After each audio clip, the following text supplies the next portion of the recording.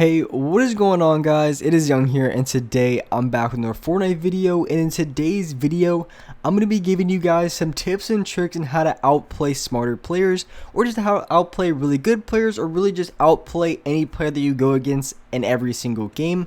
So I'm going to be really breaking down and fully explaining the things that you guys need to know when it comes to outplaying the players you go against, and really just how to dominate every single gunfight that you go into. And before we get into the video, I have a weekly V-Buck giveaway. I'm going to be giving away V-Bucks every single Friday, and if you guys want a chance to win some free V-Bucks, all you guys need to do is to drop a like on this video. Make sure you guys subscribe to my channel, and as well subscribe to my second channel. I post a ton of really good content on there, so make sure you guys do subscribe.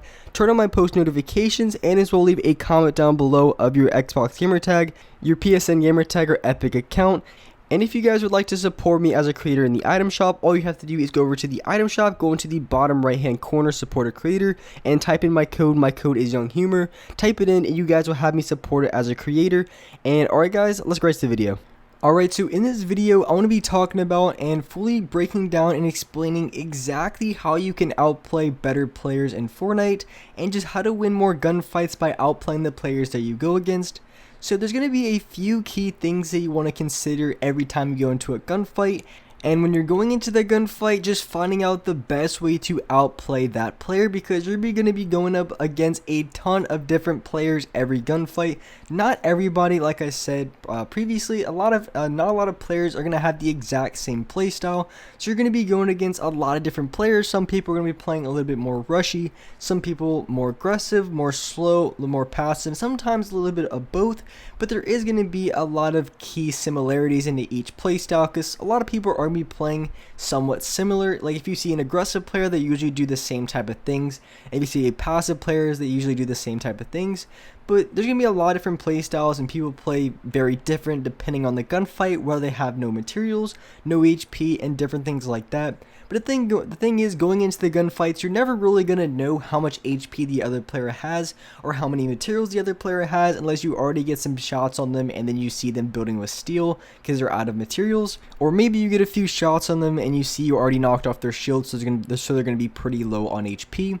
So when you're going to each gunfight, I think the most important thing to consider is if you're going against a really good player, or kind of a mediocre player, or really kind of like a noob kind of player.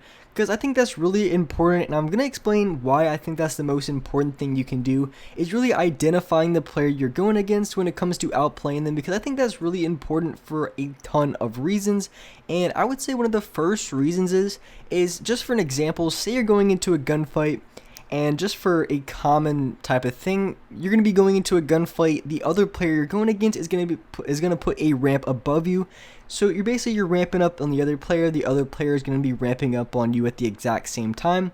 And so what's going to happen is that player is going to be placing the ramp above you. So what most people do, and something that used to be really effective, really popular back in, I would say, like season 4 or 5 when it first came out, but it still is very effective, still works good, but it's just not like more of a surprise now, is so you're going to be placing the cone, so they're going to place the ramp above you, and then you're going to place the cone to kind of block them off from going above.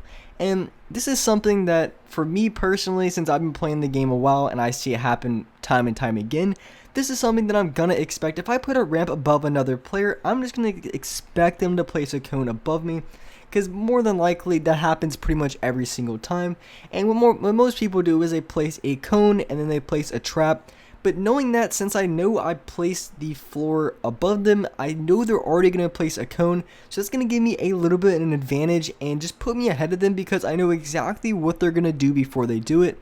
So if I'm the one who places the ramp above them, I'm just going to go for an edit play, or I'm going to flip the ramp in half and pretty much just break it and go for the shot. And the reason being, because I'm just going to expect the other player to place a cone, because it's one of those obvious things now. I'm either going to go for an edit right away, because if they place the cone, they're going to go for a trap play pretty much every single time. There's not really much anyone else does. Maybe they could try to break the ramp. That's only if they don't have traps. Most people are going to have traps, because traps are pretty common. So they're going to go for a trap play, and it's just going to be super common, super easy to see coming. So from my perspective, I know it's coming, and I know exactly how to counter it. So also with that being said, and you go from the flip side. Maybe I'm the player who gets ramped above, the guy puts a ramp above me, and maybe I want to go for a cone, because you really have to identify the player you go into, and that's what I kind of mentioned at the beginning.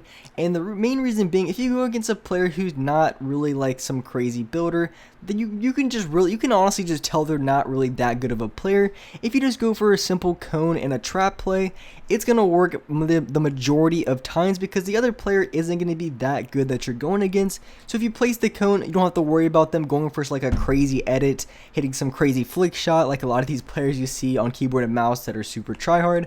I mean, you're really going to have a really easy time just coning them and then putting up some walls and then trapping them or whatever you want to do. So it's going to be very easy. But if you're going against like an average player, mediocre player, and especially if you're going against a sweaty player, you just kind of have to expect, even if you want to go for the same play where you place the cone, one thing that you have to do and have to consider going into the fight is you just have to assume that they know exactly what's going to happen. So you kind of have to assume that they're going to be in my position. So pretty much like I said, when I'm in the position when they are going to place the cone on me, I know what's going to happen. So it's going to be very easy for me to counter.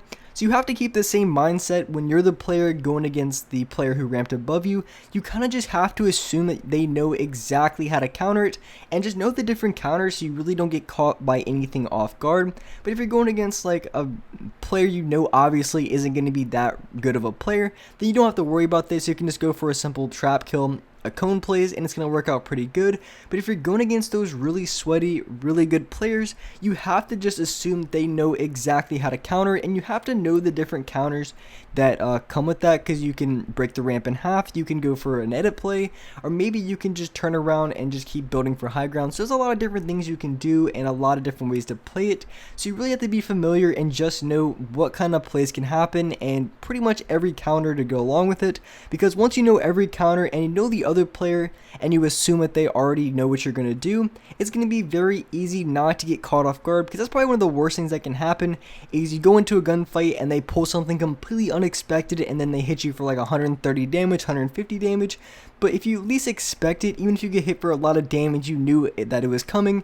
So it really isn't that bad, and it doesn't hurt you as much because you know it was coming and you know how to play off of it. You can get your heals off or whatever you want to do.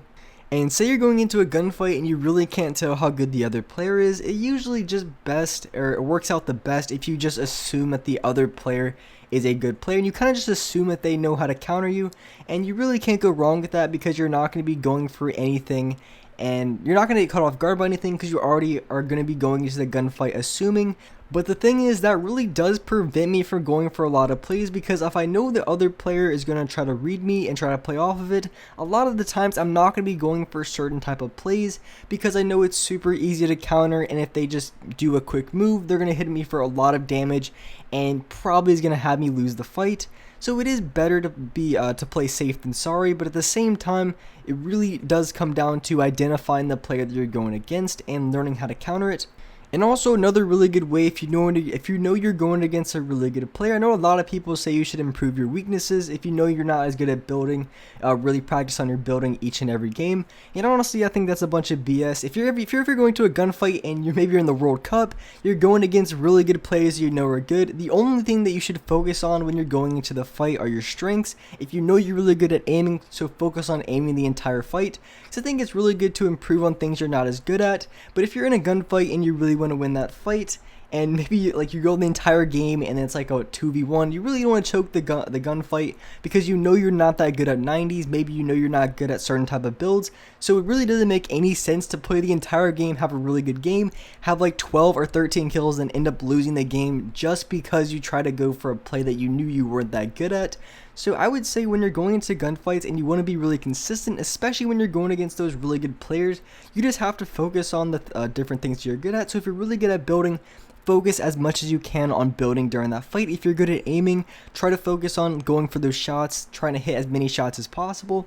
If you know you're just good at outplaying other players when it comes to just doing smart kind of moves and outplaying them, catching them off guard, then really focus on that each and every fight, because I guarantee it's going to work out for the best, and you're going to be winning a lot more gunfights gunfights and get those better players, especially if you know you suck at a certain type of edit. Just don't go for the edit entirely. Don't go for the things that you're really bad at if you really want to win the fight. And of course, I always recommend trying to improve things you're not as good at. Maybe you're not good at doing 90s the other way, or just whatever the case may be. There's a lot of things in this game that you can improve on, but I would just really focus on your strengths if you really want to win that gunfight, and just completely stay away from things you know you're not good at. And with that being said, that's wrap it up for this video. If you guys enjoyed this video, if you guys liked it, make sure you guys do drop a like, subscribe to the channel if you haven't already, turn on my notifications so you guys can get notified for every single new video. And alright guys, I'll see you next video.